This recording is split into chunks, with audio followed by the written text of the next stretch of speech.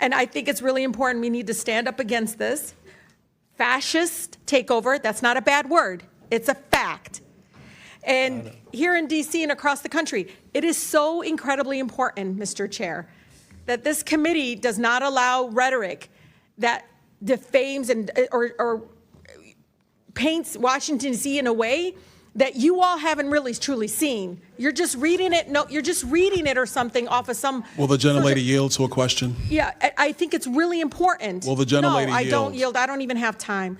I can tell you. Your time's expired. It is expired, but Mr. Mr. Chair, but you all live here, and you're not telling people the beautiful parts that you do see in our nation's capital. And no, it's just wrong how we're doing it. Chairman, I think it's insane that the gentlelady doesn't have an argument, but she's going to refer to me and some of my colleagues. Mr. Donald, we were from the Third Reich. This is insane. You're going to look at 14, 15-year-olds as a bunch of criminals? It's insane. Do I look like a member of the Third Reich to you, Ms. Tlaib? Please. Is that what I look like to you? You're the one taking your voting card. Is that what you think? Is that what you think? Is that what you think? No, that's unethical. I think it's radical and I think it's insane. And I'll respect everything that you say. But to say something like that to myself and a lot of my colleagues is way out of line. It's way out of line.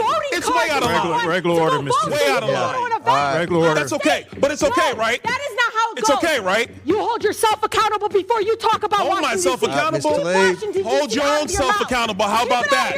Hold your own self accountable. How about that? Free DC and make sure you vote with your own voting card. Don't be giving it to somebody else. Tlaib.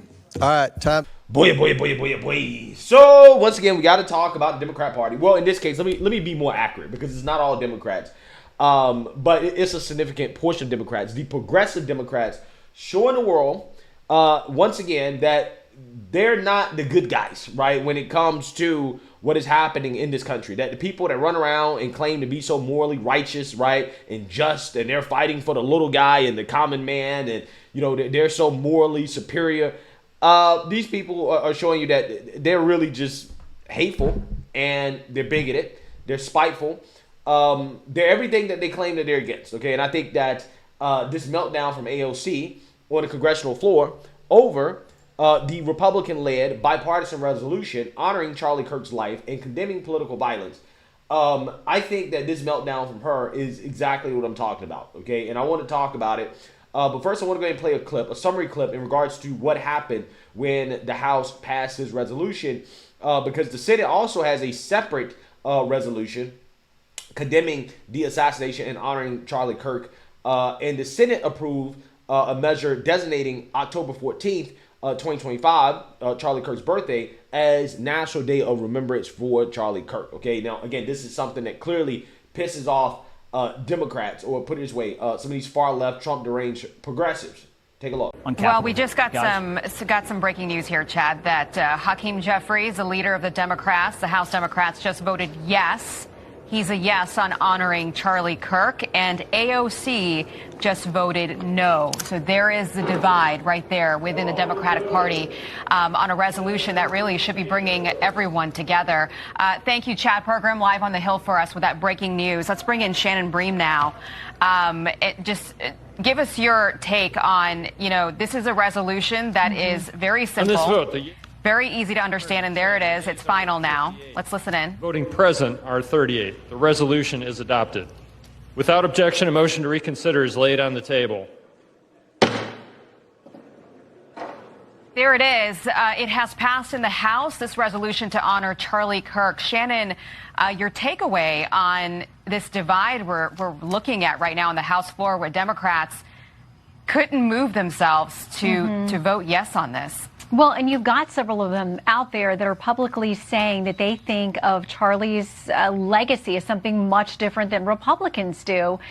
We talked about this with the speaker on Fox News Sunday, and some comments from Congresswoman Ilhan Omar, who has said, you want to call people's bleep out on this. They're trying to rewrite his legacy and calling him a hateful person. Republicans will say, go watch his clips, the things he's being accused of, racism and bigotry and these other things. You'll see that melt away if you watch the conversations he had with people. They were uncomfortable, they were difficult, but he was laughing, he would hug people.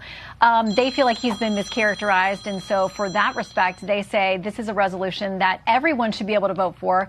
But you mentioned some of the key players like AOC, for example, we talked earlier about her potentially running in 28 or running for the Senate or running for the White House. So the party very much has to decide what it is moving forward. Is it more progressive? Is it more moderate? Is it establishment? I mean, this vote would suggest that there's really not a lot of common ground. Yeah, Shannon, to yours and Aisha's point, I mean, this was a very simple resolution. It's just to honor the life of a man who was assassinated. There's no strings attached here, yet you had 58 Democrats vote no against it, just to simply honor the life of a man who was killed on camera in front of the whole country to see. What does that say about where we are right now? Well, what it says is that we live in a country where we have elected officials who would rather honor a criminal, right? Somebody who lived a life of crime that actually really did physically harm people, rather than a conservative civil rights activist because his political beliefs were different than theirs, right? And they see his political beliefs as more dangerous than actual criminals, okay? People who committed crimes, who actually physically hurt people in this country, okay? Because AOC apparently had an issue voting for what purely really is just a symbolic thing, to be honest with you. Again, there's no like actual underlining law that creates any type of change or anything like that that the House was voting on. And AOC decided that, nah, I'm good on this, right? Now, again, remember, AOC was very pro honoring George Floyd. I mean, you had Democrats as a whole kneeling and doing all this virtue signaling for George Floyd. I mean, she supported defunding the police because of what happened to George Floyd. Yeah, she went out of her way to support a lifelong criminal who died as a result of a combination of a drug overdose and the police restraining him because he was not complying. Okay, so yeah, Democrats thought it would be a great idea to honor that man, right? But for whatever reason, a conservative civil rights activist in Charlie Kirk, nah, that's too far, right? His viewpoints were harmful, right? Which is essentially the argument that AOC is making here on the House floor, okay? And I want to react to it because AOC spent about 4 minutes just flat out lying, defaming Charlie Kirk. And again, this is the type of stuff that we have to respond to because Democrats just lying about what this man said and what he believed. Again, it's really disgusting. It really shows you that these people either don't know what they're talking about or they're purposely lying in order to push an agenda, in order to smear a man who essentially had his life taken over free speech. So without further ado, let's go ahead and get into this. Today, the Republican House majority brought to the floor a resolution honoring, quote, honoring the life and legacy of Charlie Kirk. Charlie Kirk's assassination was a horrific and vile attack and incident of political violence. And condemning the depravity of Kirk's brutal murder is a straightforward matter, one that is especially important to help stabilize an increasingly unsafe and volatile political environment where everyday people feel more at risk. We can deeply disagree and come together as a country to denounce the horror of this killing. And it is not a license for the abuse of power and whitewashing of American history. Yeah, here we go. Here we go. Again, it's the same thing I tell you guys all the time about all these people that are getting quote unquote canceled, right? What do? Right? They'll spend a minimum amount of time saying, well, we should condemn political violence and that, this isn't right and, blah, blah, blah, right? They'll spend, a minute on that maybe, right? If that, okay? They just do that as a shield, right? They do that as a shield to spend the majority of their rant, what they got to say, smearing Charlie Kirk, right? And that's essentially what AOC is about to do, okay? She should have just stopped this. She should have just stopped what she said after she was finished talking about how, again, political violence is wrong or whatever, right? After she said that, she should have just stopped. But they can never just stop there. It always has to be an agenda for these people. Today's resolution only underscores the majority's recklessness by choosing to author this condemnation and honoring on a purely partisan basis, instead of uniting Congress in this tragedy with one of the many bipartisan options to condemn political violence and Kirk's murder, as we did with the late Melissa Hortman. Instead, the majority proceeded with a resolution that brings great pain to the millions of Americans who endured segregation, Jim Crow, and the legacy of bigotry today. We should be clear about who Charlie Kirk was. A man who believed that the Civil Rights Act that granted Black Americans the right to vote was a mistake. All right, let's stop there, because as we all should know, that's not what Charlie Kirk really said in context, right? What he said in context about the Civil Rights Act is not what AOC is portraying it as. Take a look. If you had the opportunity, you would get rid of the Civil Rights Act? No, I think you should have a one-page bill that says that racial discrimination based on race is illegal and will not be tolerated in the United States of America. Most Black Americans don't support is men and female sports. Would you agree? Hell no. Yeah, I know. No, for sure, right? Believe it or not, the Civil Rights Act is now being used to keep men playing in women's sports. So the Civil Rights Act was used to help Black America originally. Totally get that. But now the way it was written is that any claim of identification, so someone says, I'm a woman, therefore I can compete in your volleyball team, they come in with a civil rights claim. And so what we're saying is, no, it should be specified to racial, not gender, all that other stuff. And there were all these other provisions as well. Yeah, so clearly, Charlie Kirk is not saying what AOC is saying that he said, right? Which is that Black people should lose their rights, right? That is what she means when she's talked about Charlie Kirk being against the Civil Rights Act. That's not actually what he said. He actually provided a more nuanced opinion in regards to how the Civil Rights Act is too broad and how it covers groups of people. You have groups of people basically hijacking the intent of the Civil Rights Act for their own political gain, right? That is what he was talking about, which is something that if you're Black and you're conservative, I think that Charlie Kirk's opinion is pretty spot on, to be honest with you, okay? So again, these are lies. Who, after the violent attack on Paul Pelosi, claimed that, quote, some amazing patriot, unquote, should bail out his brutal assailant. Yeah, again, in context, he's not saying what AOC is claiming that he said, right? What she's implying that he said. Let's roll the clip. I mean, I'm looking at Politico.com. I'm looking at the New York Times. I'm looking at all these places, and there's a little bit of mention here. For example, Politico says top Republicans reject any link between GOP rhetoric and Paul Pelosi assault. Of course you should reject any link. Why is the Republican Party, why is the conservative movement to blame for gay schizophrenic nudists that are hemp jewelry makers breaking into somebody's home, or maybe not breaking into somebody's home? Why are we to blame for that exactly?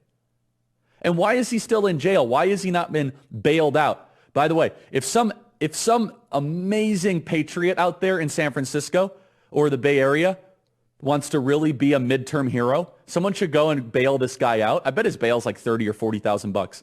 Bail him out and then go ask him some questions. I wonder what his bail is. They're going after him with attempted murder, political assassination, all this sort of stuff. I'm not qualifying it. I think it's awful.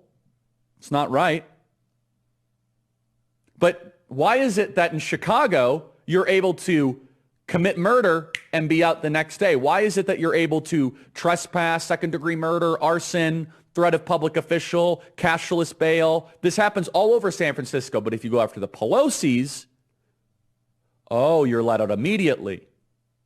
Yeah, so again, in context of what he actually was saying there, he was addressing this idea for the mainstream liberal media that the attacker of Paul Pelosi was far right, even though there's no evidence that he was far right or a Trump supporter. There's actually more evidence that he was a far leftist who attacked the Pelosi's because they're not far left enough, which is actually a real thing, right? It's not a thing for people who are far right to attack people who are also right for not being far right enough. Like, we don't actually see that, right? That's not a real thing. But it actually really is a thing for far leftists to attack people for not being far left enough, okay? And that was the case with Paul Pelosi's attacker. And what he was saying is that, well, why is it that nobody's actually asking this guy, right, why he did it, right? Like, why is it that he hasn't been bailed out? Because you have people who commit far worse crimes than what happened to Paul Pelosi, but yet they get let out, right? They get let out. But this guy, they don't let him out, right? They don't want to bail him out for whatever reason, but they want to bail everybody else out.